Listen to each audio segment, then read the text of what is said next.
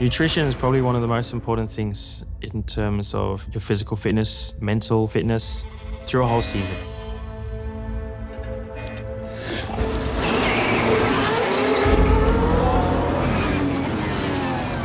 What would you say to anyone who says all you do is sit in a car? I say it's true. I really want to say get stuffed. There's a lot more to it. There's a lot that people don't see, which is the frustrating thing about it. And you're not just driving, you're driving to the limit. You kind of just see a helmet in the car, but there's a lot that goes on with 4 or 5 Gs acting on your body for an hour and a half. Not my idea of relaxing. You need to be physically fit before the races to make sure that when you jump in the car at the start of the year, you're ready to go.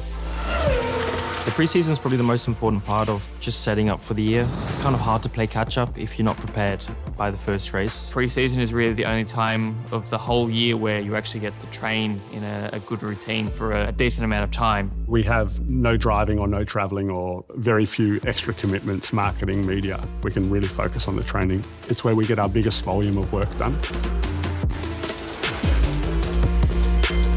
That off-season is key. We actually need a piece of recovery from a very, very hard, arduous season, but then quite quickly start to precondition for that next season.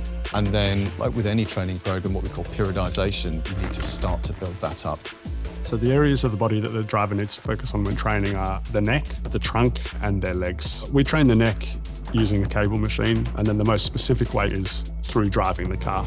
Trying to keep your neck strong in the off-season is very important. In most day-to-day life is the thing that you kind of lose the most. You never really use your neck muscles living a normal life. Making sure that you don't lose it and you kind of keep that at a good level all the way through the winter is just as important. But driving the car at the end of the day helps you prepare a lot more for when the first race comes. Being an F1 driver, having the right diet is very, very important. We have to try and stay at a certain weight. You don't really want to be above sort of 78 kilos because then you'll be over that weight limit and you lose performance. It's very important to have the right diet for performance. You need to be lean and you need to be fueling yourself with the correct foods to make sure that you're able to sustain performance throughout the course of the season.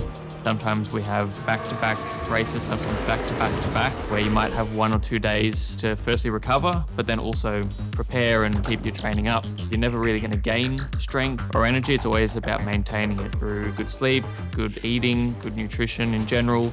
We really have to think very hard about the nutritional component and how we manage these physiological challenges. How do we make a team less tired? How do we make ourselves more alert? And nutrition is a really important tool in that. Optimum Nutrition have a leading reputation in building really good quality products. Everything is tailored and made specifically for my needs, for what I'm lacking in.